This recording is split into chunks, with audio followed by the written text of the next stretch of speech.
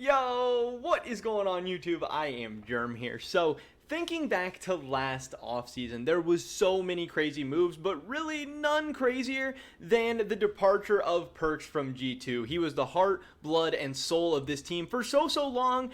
He was one of the best, if not the best Western player of all time in a lot of people's eyes. Obviously, there's some debate between him and Caps there, but especially being on G2, G2 fans had come to grow with Perkz and love Perkz, and so many people saw him as G2, synonymous with G2, like Faker with SKT or Bjergsen with TSM. And when Perkz decided to leave, there were a lot of people excited about Reckless coming in, a lot of people excited about the future of G2, but there were also a lot of vocal critics about Carlos, doing Perkz dirty, and how can you get rid of Perkz? You're not going to be good without Perkz. You're never going to make it without Perkz. And I thought those people, had a point, but I thought those people were overreacting a little bit. But now that we've seen the whole season play out, and we can look back at the last offseason, look back at this season for G2, and now we have the meme, no Perkz, no worlds. That's what we're going to be talking about in this video today. So definitely drop a like if you guys did enjoy it. I would appreciate it so much. Subscribe to stay up to date on all my latest content, and consider checking out my Patreon, patreon.com/IamGerm. That's where you're going to find VODs for my podcast, Beyond the Rift with I Am Germ. It comes out every single week. Going to be live streamed on YouTube every single Monday. With that being said, let's get right into this. I just punched my headset, but no worries there. So, yeah, people were, talking about how G2 was not going to be as good without Perkz, how they were not going to have success, how they maybe weren't even going to have domestic success. And then, obviously, a lot of those people got proved right after the spring split, after G2 came up short. They didn't win the split. They didn't go to MSI. Coming into the split, Reckless and some of these players were talking about going 18-0 in the regular season, talking about going and winning MSI. They didn't go 18-0. They didn't even make the spring finals. They didn't win the spring finals. They didn't go to MSI, but whatever. We heard that they were scrimming some of the teams at MSI, that they were doing very well.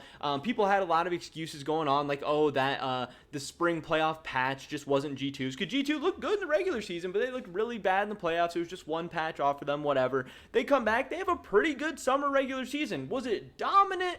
No, they lost some games here and there, but they closed out the season like 8-1 in their last 9 games, and I was fully back on the G2 hype train, and I really thought that people were overreacting about G2 losing Perkz, because Perkz hadn't necessarily been impressing me too much over in North America. Yes, he won a title in the spring, but all of Cloud9 looked pretty good, and it's not like Perkz necessarily stood out. They also beat Team Liquid in the finals with their Academy jungler playing, and that was a 5-game series.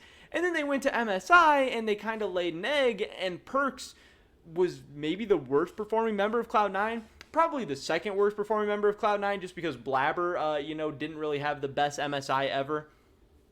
Then, coming to the summer split, Perkz again in the regular season looks decent, looks solid, looks even good, but it doesn't look great. It's not like he's stomping. It's not like he's dominating. And I still was like, these G2 fans, yeah, even though G2's not doing well, it's like, do you want this version of Perkz right now? He's not even doing that good. You're gonna take him back to G2, and then even if G2 still had Perkz, would he play AD carry? He didn't even want to play AD carry, and it's not like he was some kind of insane AD carry, but they're just saying, oh, we need Perkz' shot calling, we need his, mindset, we need him there to get the team's mental right and everything. It's like, okay, you still have to play a position, so what were you going to do? Were you going to kick Caps, the summer 2020 MVP, maybe the best player in the entire LEC? You're going to kick Caps for Perkz? I mean, maybe, Caps didn't have the best season in 2021. Maybe that would have worked out. But, that would be a scary proposition as well, because then you're sending Caps over to another team. Maybe you ship him off to North America, but maybe you end up shipping him somewhere in the LEC, and then maybe that comes back to haunt you. So there was really no easy decision. There wasn't really a spot for Perkz if he wanted to play mid lane. I don't necessarily think Carlos, did him too dirty. Maybe you can say he did him dirty by not sending him to Fnatic, but then you got to think, Fnatic would have been even stronger, and they already beat G2 in their current form. So I still thought, those guys calling out Carlos, calling out G2, saying that G2 should have kept Perkz, I still thought they were crazy.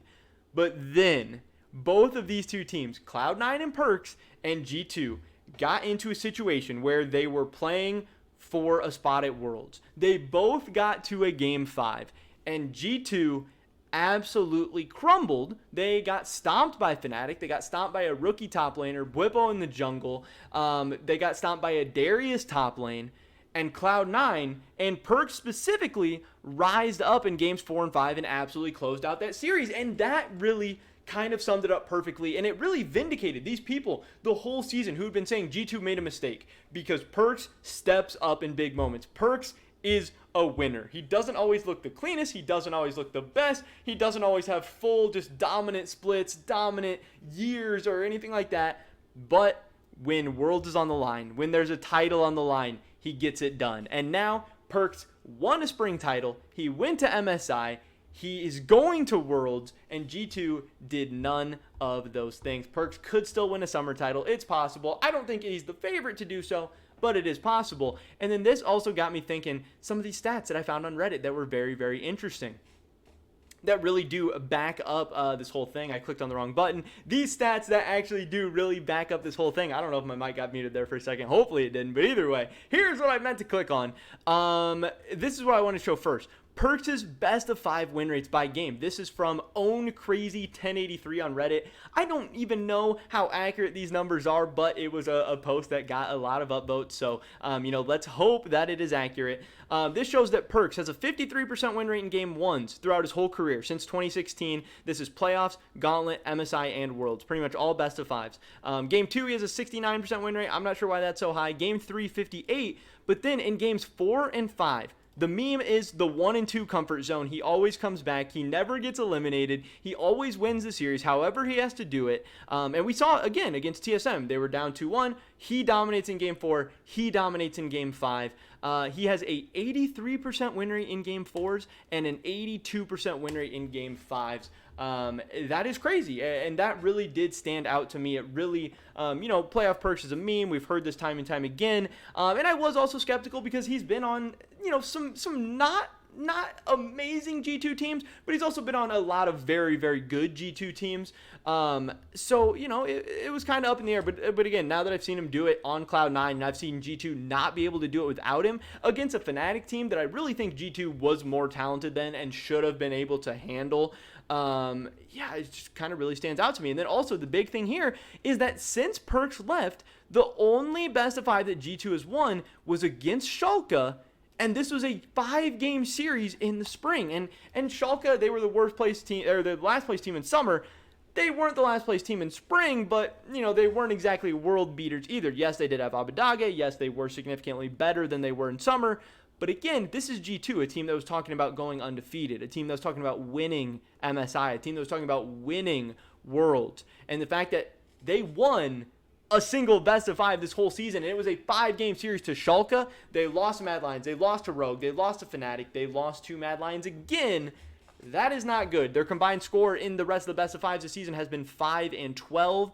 So if you put these 3-2 in their total, they were 8 and 14 was their total record in best of 5 single games, and that's just in the LEC. And obviously we know things get a little bit tougher internationally where you're playing against the best of the best from every single region. So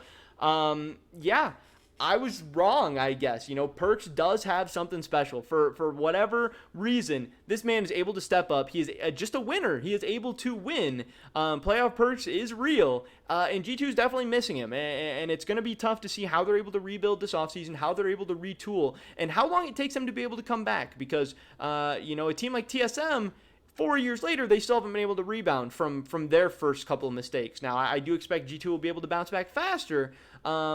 But yeah, without Perkz, so far, no Perkz, no Worlds. But that is pretty much it for this video today, guys. Tell me, drop a like if you did enjoy it. I would appreciate it so much. Leave a comment down below. Do you think G2 misses Perkz? Do you think it was just a coincidence? Do you think G2 is going to be okay in the long run? I would love to hear your guys' thoughts and opinions. Subscribe to stay up to date on all my latest content. Hopefully catch you guys in the next one. But until then, peace.